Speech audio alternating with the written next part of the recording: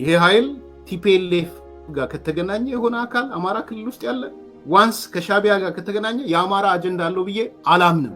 ስለዚህ ህወሓት ጋር የሄደው ሻቢያም ጋር የሄደው አካል ሁለቱም የአማራ አጀንዳ የላቸውም። አሁን እንዳልኩት በዚህ በኩል ሻቢያ፣ በዛ በኩል ቲፒኤልኤፍ ፕሮጀክቶቻቸውን አምጥተው አማራ ክልል እያመጡ ነው ያሉት።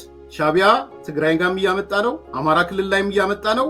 ስለዚህ የእሳት ለማንደድ እየታሰበ ያለው ትግራይ ክልልና አማራ ክልል፣ ይሄ ማህበረሰቡ መገንዘብ አለበት ብዬ አስባለሁ። ሁለተኛ ከእስክንድርና ከፀሐዩ ጋር ተያይዞ ነው አዲስ አበባ እንዳንገባ ያደረገን እስክንድር ነው የሚል መግለጫ ሰምቻለሁ። በጣም እየገረመኝ የሰማሁት አሚን አዲስ አበባ እንዳንገባ እስክንድር ነው የዝግበረኛ የሆነብን። ባህር ዳርስ እንዳትገቡ ማን ነው ዝግበረኛ የሆነባችሁ? ጎንደር ከተማስ እንዳትገቡ ዝግበረኛ የሆነባችሁ ማን ነው? ኮምቦልቻ እንዳትገቡ ወይም ደሴ እንዳትገቡ ዝግበረኛ ሲሆነባችሁ ማን ነው?